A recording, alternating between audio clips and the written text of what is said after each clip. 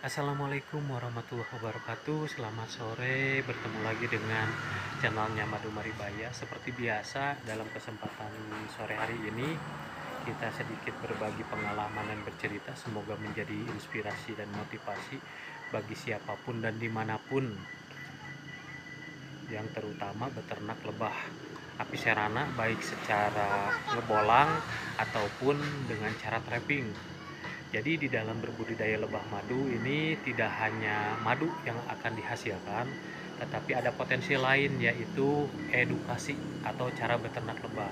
Tetapi sebelum edukasi itu dibenahi dan dilaksanakan, udah barang tentu kita harus lebih utama membudidayakan lebah secara maksimal terlebih dahulu, dari mulai penataan tempat, terus pola trapping yang sesuai, kemudian kotak yang ditata rapi atau sesuai dengan standar budidaya apiserana, sekaligus promosi agar apa yang akan kita sampaikan di dalam berbudidaya lebah madu, terutama di bidang edukasi, ada banyak yang berminat dan mengunjungi dari lokasi tempat budidaya kita.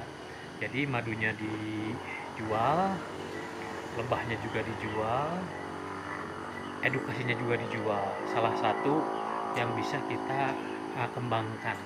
Ya, lalu seperti apa kita akan sampaikan, dan ini salah satu contoh bagaimana potensi yang bisa dikembangkan di masing-masing daerah tentu memiliki potensi yang berbeda. Semoga ini menjadikan salah satu gambaran yang bisa diterapkan. Apabila video ini bermanfaat, silahkan like, share, dan subscribe. Selalu ikuti Madu Maribaya. Dia pertahanannya, dia punya lem pertahanannya. Dia nempel di rambut. Kalau dia nyerang, berarti dia nempel dulu di rambut, nanti dia ngeluarin bunyi. Ini edukasi tentang lebah trigona. Enggak ada sengatnya. Jenis trigona tidak ada sengat ya. Mereka nggak akan nyerang kan? Enggak akan. Kalau nggak ganggu. Nah, yang terbang sendirian namanya tawon. Yang banyakan yang melakukan tarian ini namanya lebah serana. Nah, berarti udah dua jenis ya. Yang satu trigona, sekarang serana ya. Awas, yang ini berbahaya. Ini lalat ya? Ini nggak apa-apa kan? Berbahaya Ke sana, tuh lihat yang udah dibuka. Ampun. Aku nggak akan Dan sarangnya seperti itu, yang sudah dibuka.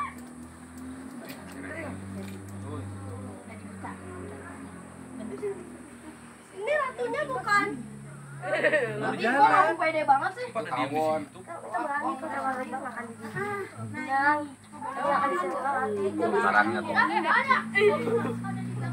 Udah dibuat ini kosong, saya ada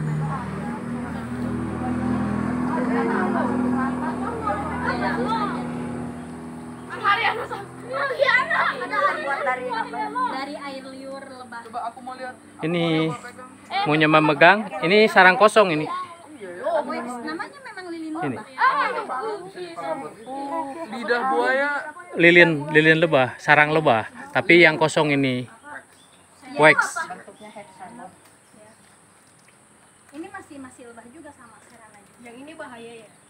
Iya. Ini kita panen untuk tester dari madu lebah apiserana. Nah, ditiup-tiup dulu.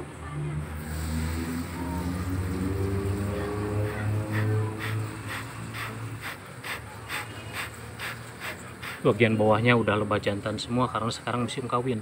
Kita sekat dulu untuk pemotongan. Nah, madunya udah kita ambil untuk tester, karena ini ada anak-anak yang dari sekolah. Nah ini madu untuk tester. Silahkan dicoba bagaimana sensasi madu langsung dari sarangnya. Beda rasanya bisa. Iya tuh. Pahit banget. Gimana rasanya gimana? Enggak kayak teh enak biasa. Enak. Ini yang Baru larvanya beneran ya? ya? Pak, ini yang larvanya ya? Ya, larva. Larva yang baru itu sekitar umur 1 minggu. Enggak boleh makan ya? Boleh, tapi kalau yang punya alergi itu suka gatel karena tinggi protein. Lagi dong. Boleh. Enak. Beneran bisa enak bisa. Udah nyoba? Kalau yang trigona Nyoba. Karena kalau yang di luar belum tentu bisa panen dadakan seperti ini. Ini harganya berapa ini kalau ini sama? nanti deret. Sabar. Nanti berapa? Cara panen tadi ada pertanyaannya cara memanen. Untuk cara panen, jadi ada 2. Pertama, waktu harus menentukan. Waktu menentukan kalau kita panennya pengen tidak banyak sengatan, itu panennya baiknya dari jam 2 sore, jam 2, jam 3, jam 4. Nah itu nggak begitu banyak sengatan karena lebah lebih aktif di dalam sarang, membuat sarang. Jadi lebih diam tidak keluar tetapi aktif membuat sarang. Tetapi kalau pagi-pagi dari jam 7 sampai sekitar jam 12 itu lebah lagi keluar mencari nektar, polen, aktif. Jadi kalau kita ganggu pasti banyak yang nyerang. Seperti itu. Itu yang waktu panen, proses panen kita tinggal bisa ditiup-tiup sedikit, nanti lebahnya setelah minggir kita tinggal potong. Nanti kalau madunya sudah kita ambil, 1 potong, lebahnya nggak akan ganggu. Jadi lebah galak itu di waktu pertama kita mau motong karena dia mempertahankan madu. Seolah-olah nggak boleh diambil gitu. Tapi kalau kita udah diambil, madunya udah terpotong, maka dia akan mempersilahkan. Udahlah pasrah gitu. Ya, itu. Ya. Nah, kan yang biasa dikonsumsi di rumah yang seperti ini yang sudah cair. Caranya bisa dipotong-potong seperti ini, dia langsung turun sendiri. Ya boleh. Dia langsung langsung turun sendiri madunya. Bisa kalau misalnya nunggu turun kan lama. Ya. Diperas. Jadi itu caranya kita kayak pakai sarung tangan terus nanti kita Untuk pemula pakai sarung tangan paket penutup. Itu Langsung kita safety-nya. potong gitu. Ya, langsung kita tiup-tiup langsung potong. cara pertama itu. Iya, karena kalau yang belum terbiasa ketika kita memegang sarang lebah, kadang kita merasa gugup. Jadi lebah justru bakal nyerang. Kita harus tenang. Tetapi kalau pakai sarung tangan, walaupun kita pertama baru megang sarang lebah, walaupun seandainya ada yang nyengat itu nggak akan tembus ke kulit. Jadi untuk melindungi. Walaupun pada dasarnya sengatan lebah itu mengandung racun. Racunnya namanya penom. Penom ini Semua yang penom ini bermanfaat. Itu antibakteri sama anti peradangan. Jadi kalau seandainya punya peradangan persendian, pegel-pegel, itu bisa disengatkan dengan lebah dan itu bisa sembuh. Oh, jadi cara awalnya kita jadi pakai sarung tangan. Iya. Langsung pakai penutup kepala, Iya. kaki. Iya. Nanti kita langsung potong gitu. Iya. Walaupun ada tawon-tawonnya. Iya, nggak apa-apa karena nanti setelah 1 sarang terpotong yang terlihat umpamanya mau ngambil madu, madu itu bagian madu udah dipotong, maka dia akan tenang. Cara keduanya kalau seandainya lebahnya ternyata sangat galak, ada proses pengasapan.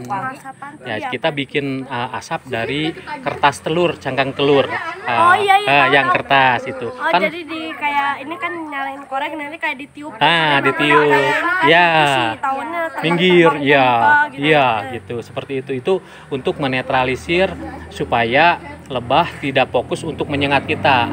Tetapi sensor untuk menyengatnya itu dia akan terganggu oleh asap tadi. Nah, kan tadi udah diambil nih.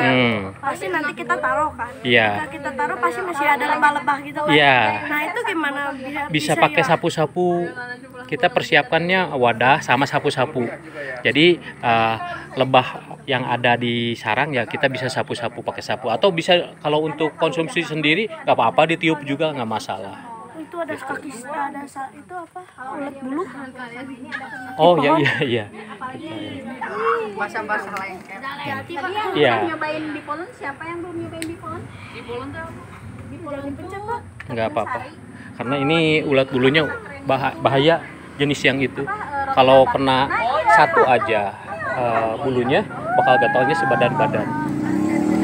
Kalau yang nggak gatal nggak apa-apa, dibiarkan.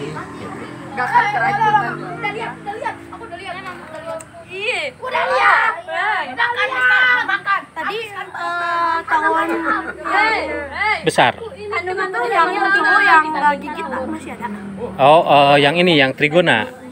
Mau pegang Boleh. Nah, ini kecil. Oh, yang ini yang apa? Yang jantan ya. Tadi sama omnya diambil. Sarang jantan. Jadi kalau lebah mau bakalan lebah berarti mereka tinggal gitu. Ludah gitu. Apanya? Buat bikin madunya ludah. Oh enggak, dia punya saluran tersendiri. Bukan saluran anus ya, jadi dia punya saluran sendiri. Jadi dihisap sama lebah, nanti keluar, tapi bukan lewat anus, dia ada jalurnya sendiri. Kita ngomongnya salurannya, emang kayak gimana? Enggak. Madu. Ada yang mau pegang enggak? Tapi enak tahu teksturnya jadi kayak apa ya? Ya, itu lilin lebah dibuat dari air liur lebah. Nah, air liur itu mengandung propolis. Nah, propolis itu zat anti kanker. Jadi warna sarang lebah tergantung lamanya kita panen. Kalau waktu seminggu, sebulan itu sarangnya putih. Tapi kalau lebih dari sebulan mulai kuning atau kecoklatan. Udah 6 bulan bahkan 1 tahun itu bisa jadi hitam. Makin lama makin keras sarangnya. Dan apabila sarang itu kosong, maka akan lebih keras. Tapi kalau ada madunya lentur, lunak. Kalau sarang lebah dibiarkan lama, sebetulnya kalau di suhu ruang bisa bertahan sampai 5 bulan 6 bulan. Tapi kalau disimpannya di tanah kayak gini dibuang, itu nanti bakal hancur karena dihancurkan oleh ulat lilin. Ada ulat lilin. Nah, tapi kalau terisi madu itu selamanya tidak akan busuk. Karena madu itu jangankan sarang, bisa daging. Daging kalau direndam madu itu dagingnya bakalan kering, tidak akan busuk. Oh, jadi Bawang putih, makanan-makanan gitu. Jadi madu itu sebagai pengawet. oh ya, aku mau nanya. Ya. Kenapa ya bedanya madu yang biasa sama yang pakai gula tuh rasanya beda banget? Iya, jadi sebetulnya madu yang dijual di toko itu udah diolah. Nah, udah diolah, ada campuran sukrosa, ada perisa sintetik madu. Jadi walaupun kadar madunya sedikit, tapi pas kita cicip tetap rasa madu. Nah, karena itu ada esensial perisa sintetik. Nah, untuk apa dicampur? Untuk harganya supaya murah. Jadi kalau madu asli harganya bakal lebih mahal. Tetapi kalau harga di toko pasti jauh lebih murah. Agar semua orang bisa beli. Nah, seperti itu. Makasih. Ya. Memangnya boleh nggak tapi ya Boleh itu tadi udah ditanya. Boleh. Ini jangan terlalu dekat, ini yang ini takut. Itu datang satu, itu datang. jangan takut.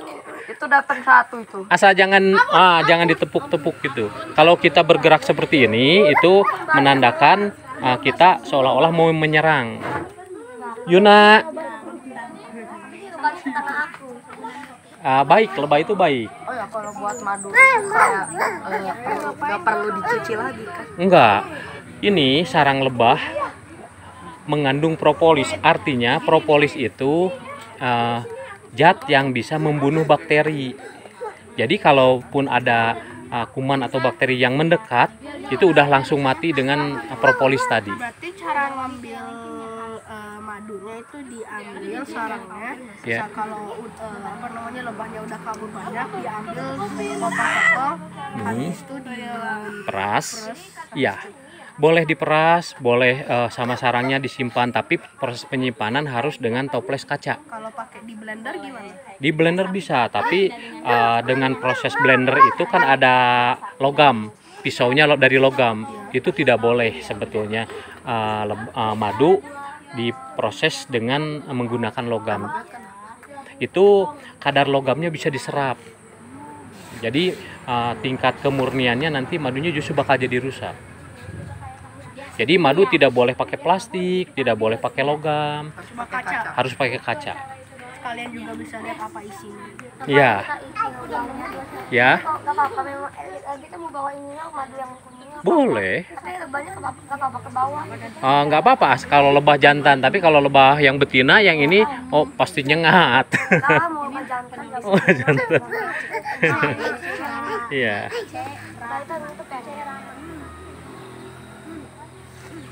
Lebah jantan itu nggak selamanya ada. Jadi di dalam koloni lebah madu, lebah jantan hidup ketika musim kawin saja. Di luar musim kawin hanya ada ratu sama lebah pekerja. Lebah pekerja pun itu betina. Ratu betina, lebah pekerja betina. Jadi lebah jantan itu ada muncul ketika musim kawin. Di luar musim kawin lebah jantan mati semua. Sekarang Lagi musim kawin. Kita bukan lebah. Iya. oh ini sekarang lagi musim kawin. Ini caranya nanti yang kedua tuh musim kawin itu kapan aja sih? Musim kawin itu bulan 3, 4, 5 sama bulan 10, 11, 12. 8, 9, 10. Bulan 3, 4, 5 sama 8, 9, 10. Iya. Tetapi itu yang terjadi di lokasi Maribaya sini. Di beda lokasi, beda lagi musim kawinnya. Karena musim kawin itu dipengaruhi oleh vegetasi, oleh bunga-bunga. Bunga hutan sama bunga, ya makin banyak, makin alami, makin berbeda juga dari rasa, warna, dan musim kawin tadi.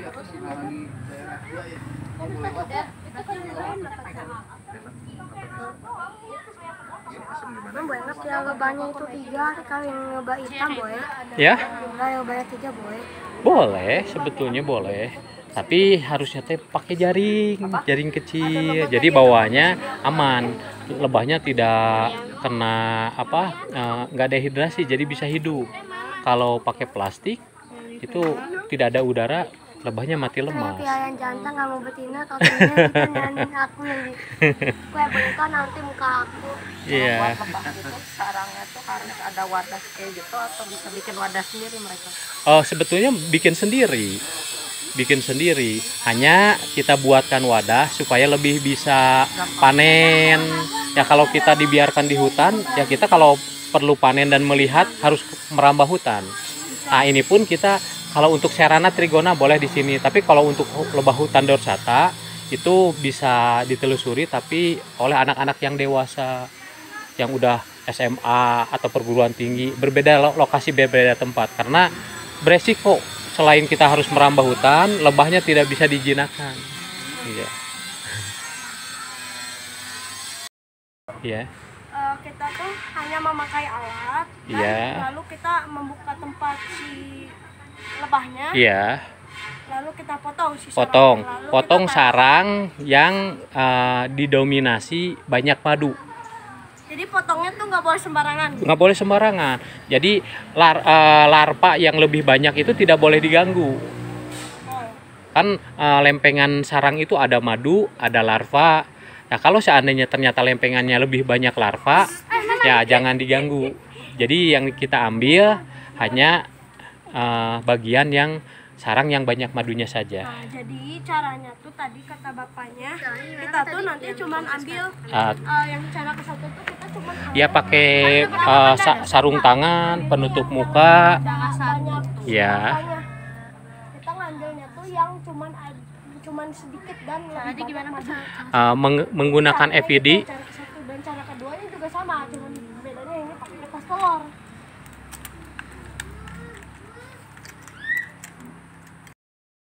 Telurnya nggak akan mati. Hanya memakai, Ya. hanya mengambil Iya. Cara kelima apa Pak? Ya, buka tutup atau sarang lebah Kelima sel. Iya, aku cakap. Kasihan. bisa pakai cara kelima, ditulis cara, bisa juga diteruskan. Cuma jadi untuk karena kan Ya. disuruh ceritain bukan diituin saya. Ceritain ini mah bukan poin-poinnya diceritakan. Iya, nanti aku tulis lagi. Ya, bisa. Kalau aku langsung ngomongnya jadi Iya. untuk cara Satu, caranya memakai penutup muka, Iya. sarung tangan, Iya. buka sarang, dan Ya. pisau dan piring. Iya. Tapi Buka sarang atau kotak lebah. mengambilnya hanya yang mengambilnya hanya Sarang yang penuh dengan madu. Buka kotak lebah. Nah, lalu potong sarang yang lebih banyak madu dibanding larva atau anak. lalu Potong sarang. kalau cara yang kedua apa Pak? Yang cara kedua mah nanti yang pakai pengasapan. Oh jadi ini mah Kalau caranya sama ini mah sama, gitu. Potong sarang yang lebih banyak madu. Jaya tanya deh. Ah, nggak mau. Aja mobil mas.